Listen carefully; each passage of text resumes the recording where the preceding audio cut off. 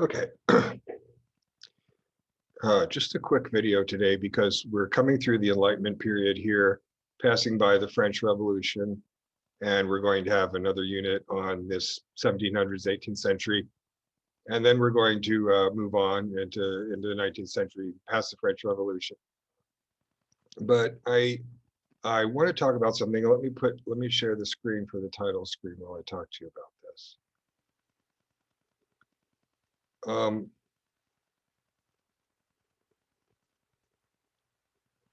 It seems to me, well, I think it just is true, that there is a big sort of internal contradiction in the Enlightenment, because the Enlightenment, as we've already seen a bit of the rhetoric, and we're going to see quite a bit more of that today, is about life, liberty, and the pursuit of happiness, about equality, liberty, equality, and fraternity, the slogan of the French Revolution. We're going to talk about the French Revolution today. And so this is a time when it's uppermost. I mean, it's not only in people's minds, but really uppermost in the minds of a lot of people, a lot of political people, a lot of intellectual people, this notion of equality. And of course, we can trace that notion to a whole bunch of other things that are going on. Think about the natural science, for example. So a sense of equality in really sort of natural or biological sense. And you would think then that that above all, that sense of equality, if you have this sort of enlightened scientific view that human beings are all Homo sapiens, are all members of the same species, and not only that, but all come from the same place here on Earth, it seems as if that would certainly mitigate against some kind of supremacist racism. In this case, of course, we're talking about white supremacist or perhaps European supremacist racism of the 18th century, the 1700s, mostly is what I'm thinking of. As this topic, of course, bleeds very heavily into the next century, the 19th century, the 1800s as well.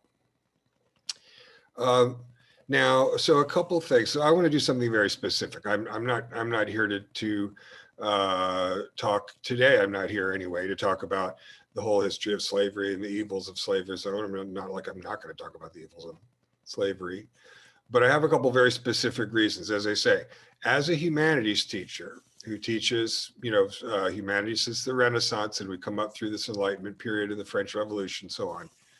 I for a long time, I had a unit on slavery.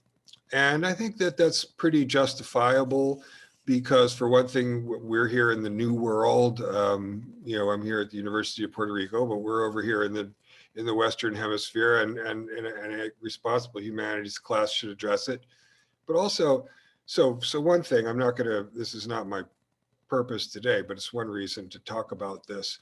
An influx of millions and millions of people from Africa over the course of about 300 years, culminating across the 1700s, has an unbelievably enormous impact on the cultures of these Western Hemisphere countries, definitely including the United States, in lots of ways, not just the stereotypical kinds of ways in terms of music, but lots of other things are influenced, lots of other art forms and other things as well by a large African-American presence, again, both in North and South America. And I'll go so far as to say that this influence, this flavor, this African-American flavor that's part of our popular culture, part of my popular culture as an American, is something that's really great. It's something really, really precious about the New World. It would be, as a professor of mine used to say, it would be certainly a much more boring place.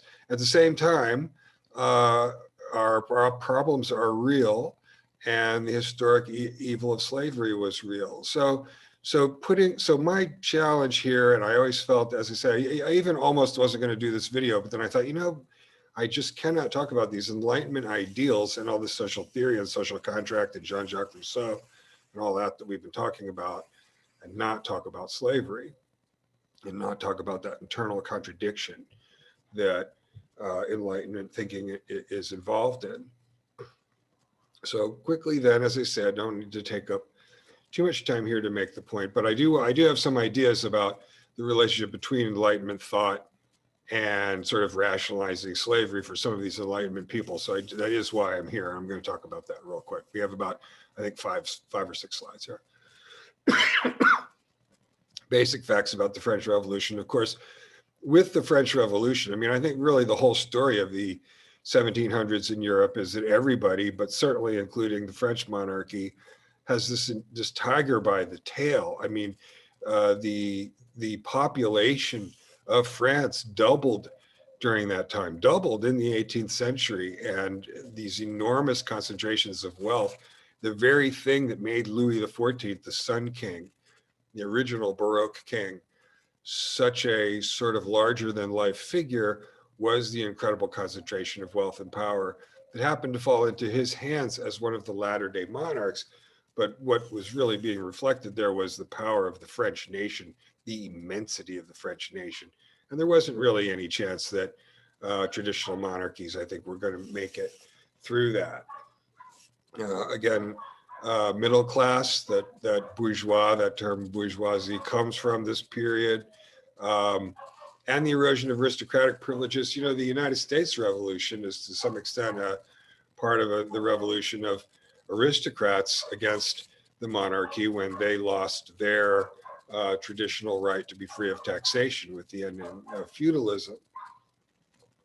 So now again, you know, you've got a kind of what I would think is a kind of biological notion of equality. What's going on here? I'm trying to think my way into some of these, an Enlightenment European person, and maybe an empiricist like David Hume, and try and figure out sort of how this was striking them and what this meant in terms of race.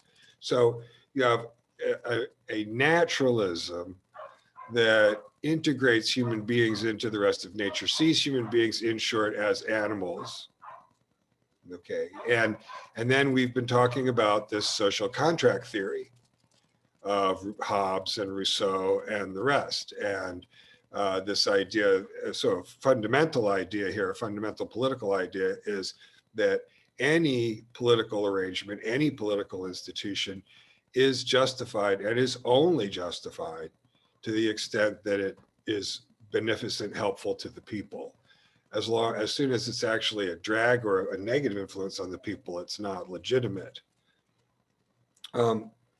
So the old regime wanted to reform, actually. Now it's Louis XVI, not very competent, scrambling to try and make some political reforms. Of course, there's rising expectations. And so they invoke this National Assembly that hasn't been called in about 150 years, since the beginning of the 1600s. And you've got the popular faction and the noble faction, and you've got about 3 or 4 sort of representatives. But this quickly spins out of control, and you start getting demonstrations in the street. You get the storming of the Bastille that year in 1789, and the monarchy is toppled. The Louis XVI and Marie Antoinette are caught later fleeing the city. They're not executed for a couple of years until 1793, when you have this phenomenon called the Reign of Terror, when very, very many people are executed, mostly by guillotine in France, kind of a mass example of instability. France doesn't have an easy revolution. French Revolution isn't as institutionally smooth as the United States Revolution in 1776 at all. You've got then a dictator, a military dictator, Napoleon Bonaparte. You've got attempts then in the next century to bring back constitutional monarchy, which also fail. It's messy. But one thing that happens in 1789 is the Declaration of the Rights of Man. Now, I think the thing to notice here is the straight line from Hobbes and then through these 1600s thinkers like Locke, and then to the language that we find in the Declaration of the Rights of Man of the French Revolution, Declaration of Independence in 1776. So that's 23 years before. And then also the Bill of Rights of the United States Constitution, which is also put in the Constitution in 1789. The Americans and the French are very close to each other. They're working very closely with each other against what they see as their common enemy in the English throne. So this language, what does this language say? They abolished feudalism, as I say, that's the privileges of the gentry. They're sort of above the government, and that was over. The monarchy didn't mind that because they needed money, but anyway, Thomas Jefferson, a deist, we were talking about that, who was the principal writer of the Declaration, is consulting with the French revolutionaries. You see, they're all consulting with each other a lot.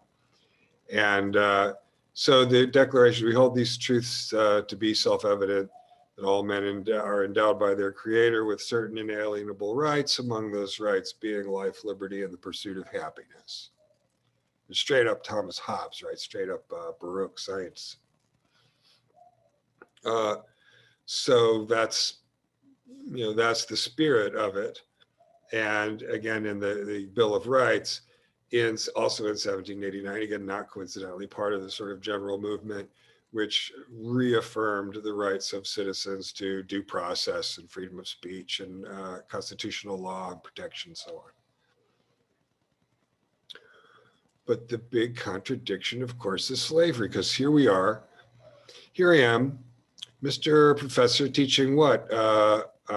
Social contract, liberal social theory, right? That about rights and responsibilities and so on, showing where these came from. But these people own slaves. And this is a slave. This is a slave age. Most of the people in most of Europe and most of North America too, by the way, don't have slaves. And it's actually been outlawed. It got outlawed early in Europe because the workers didn't want the slaves coming in and taking their jobs. So there's an interesting political story there. It's really in Europe itself, by the end of the 1700s, you've pretty much, somebody might be able to bring their slave along on their trip or something, but that's about it. So you get constitutional sovereignty, like Montesquieu said you had to have in order to protect the citizen and guarantee the rule of law. But that's the contradiction. It's the peak of the transatlantic slave trade. So this is one of those things where, maybe for somebody like me who was in college 40 years ago, if something like this came up, somebody wouldn't have had much to say about it. But nowadays, it seems to me we'd better have something to say about it, or at least linger here and look at this. We're going to look at some English novels, including the novels of Jane Austen, in a lesson or two here. These narratives also, typically there are undertones and undercurrents because these people are getting a lot of income from slave labor out in the colonies, out in the plantations. And that's just true about a lot of these European countries and about the sort of haute bourgeois in a lot of these European countries, certainly in England. And it's a big deal. It's not as if people also aren't aware of this or oblivious. This is a huge issue. There's people fighting in their fancy country houses, with their conservative uncle about whether it's okay that they get their money from, tea plantations with slave labor and that kind of stuff. So yeah, just the last bullet point, just common sense, it seems to me. I think from our vantage point at the beginning of the 21st century, it's pretty clear that the whole issue of race is something that's been an unbelievable burden on us all as a society, and clearly a big scar on the society. So something that people in the past might have thought, well, gee, by 2021, it'll be, no, this is still something that we need to look at and chew on. So here's it. I mean, this is really the only thing that I think I might have to say that might be anything more insightful than anybody else might have to say about this topic. We want to think about these. These are English-speaking Enlightenment humanists. I don't know as much about the French scene. Thomas Jefferson, George Washington, they owned slaves. They were big landowners. They owned a lot of slaves. In the case of Jefferson, at least, also the bloodlines were all mixed together, and he had cousins that he owned and this kind of stuff. And David Hume, my hero, also had investments, as many people did, as I mentioned before, in companies that made money off of slave labor in the colonies and plantations. And it wasn't as if these people were oblivious to the moral ambiguity of all this. It was a hot button topic that they talked about and argued about a lot. There were plenty of abolitionists around the late 1700s, 70, 80 years before the Emancipation Proclamation of 1865 in the United States Civil War. By the end of the United States Civil War, I mean, most of states like New Hampshire were abolishing slavery in 1795, years like that. But anyway, this is what I wanted to say, trying to make sense out of this. How can these Enlightenment theorists be white supremacist racists? On the surface, it really looks like it doesn't make any sense at all. Just straight up believing one thing, doing another. I think something like this, and this is not a defense, by the way, don't get me wrong. Okay, a couple things. Let me step out and see if I can remember all this. Probably a good idea to remember that the religious people who aren't naturalists don't do real well on the Human Rights Department themselves, but they might do that in a different sort of way. One of the military dictators of Guatemala a couple decades ago, Ephraim Rios Montt, said that since human beings had immortal souls, it was, and they were all going to go to the afterlife, then therefore it was worse to kill an ant than a person. That the Mexican soldier in 000, if you're watching that show on cable, that's what he's thinking. He's thinking that way. So anyway, just that for, a little balance. But what about these Enlightenment people who have all this rhetoric about human equality and naturalism? Right? But that's it, naturalism. And so I think that they saw human beings. Now imagine, they're seeing human beings as animals, right? Animals like all other kinds of animals, dogs and cats and horses and cows, and and so there's breeds. And so I think, ironically, or maybe paradoxically, I never can tell the difference between irony and paradox. It was this naturalism, right? This secularism that they had, which it was the way they rationalized their racism, because all these people are racist, right? So they're rationalizing. I mean, it's just make it work. The way these empiricist people made it work, a lot of these Scottish Enlightenment figures, there's a guy named Dunbar, who I'm kind of interested in, who owned a lot of slaves in Louisiana, who was one of these people out of Edinburgh like Hume. Anyway, I mean, you think about, there's like possibilities for fiction here, for historical and philosophical fiction. Anyway, what am I trying to say? They were these sort of scientific people, right? These Enlightenment kind of people, but then their racism just then was a flavor of that. It was just about natural superiority. And we'll see exactly the same thing happening when we look at Charles Darwin in the middle of the next century, who affects a revolution about as big as the one that Hume does in the middle of the 18th century. And again, the racists come out and figure out how to use the theory and use the science, and something that has to get addressed. Okay, so let's see. Back to the slides. So yeah, that's really what I wanted to say. That it's clear that a naturalistic person who's not religious and has a view of people as biological is not immune to racist supremacist notions, I think. About it.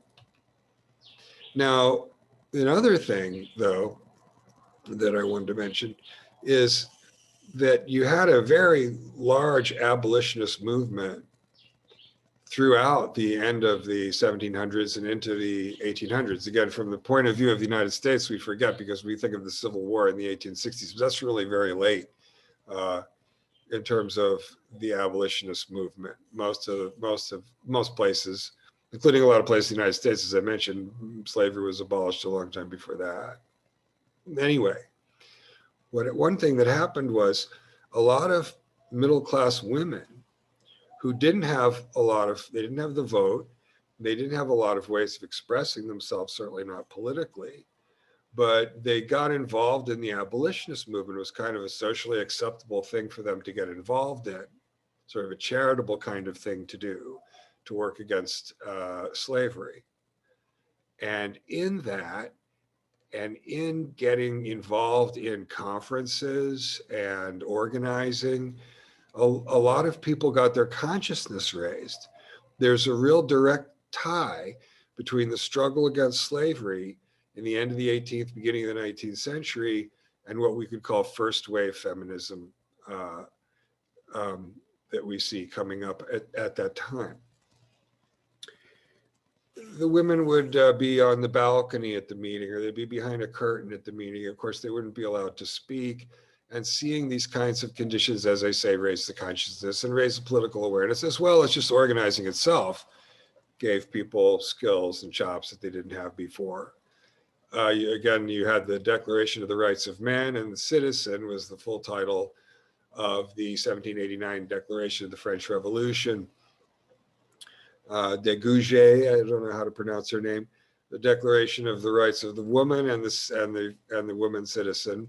And she's very, in that one, she's very much taking the Declaration of the Rights of Man and sort of putting woman in for man, sort of using that kind of, playing with that language and so bringing that out into relief.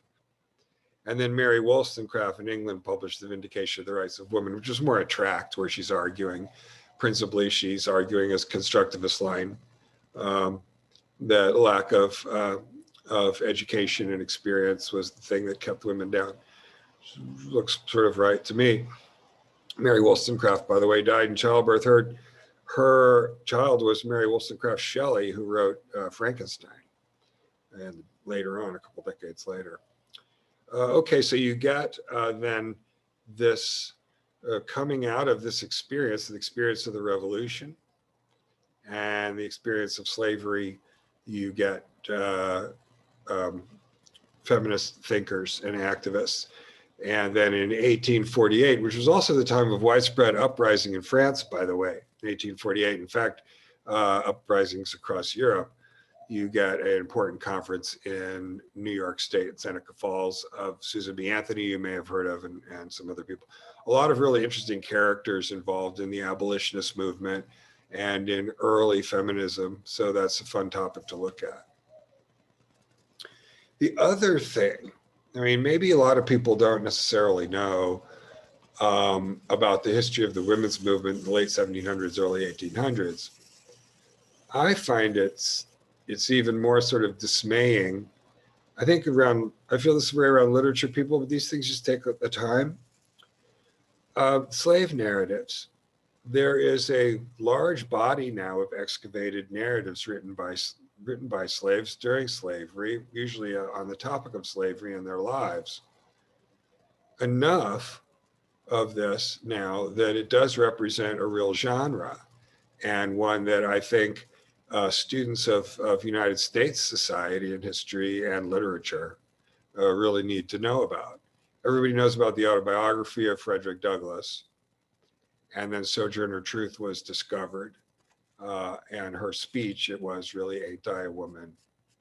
But now there are, as I say, very many of these, as well as, you know, there's also a whole industry finding out about the different origins of people, the nations in Africa where they came from, what those people would characterize them compared to their neighbors. It turns out that the slave merchants, the slave traders knew all about this. And so they kept information about different tribes because they had different ideas about which ones were better for what kind of work, for example. And so they kept what's the significance of that? Well, I mentioned that they kept records because there was money in it. So they kept records. And so now if we can find those records, we're learning a lot. Of course, it was decades and decades. And I mentioned there, 1873, one thing I used to do in class, back when we had class, was ask the class how many SpongeBob characters they could name. And they'd usually name maybe 11 or 12 or so, quite a few. And then I did not ask, you know, what year was slavery abolished in Puerto Rico? And of course, nobody knows. Well, all right, cheap trick. Again, these numbers in the Western Hemisphere, those are late years. You know, I mean, Europe and a lot of the rest are coming up about 100 years before that in terms of really seriously abolishing. slavery. So that's it, right? Okay. So yeah, just to sum up on that, as I say, I had a unit on slavery, and then it just seemed like it was a lot of history, and I wasn't sure what to do with it. And I was trying to develop African influences in American culture, and that's something that's worth developing. And I wasn't sure, and what to do with it, making these videos. But then I realized, well, you just can't not mention if you're talking about liberal social theory and social contract theory and the Enlightenment, you just cannot mention the enormous contradictory fact, unbelievable, appalling fact of slavery, of the institution of slavery, so recently,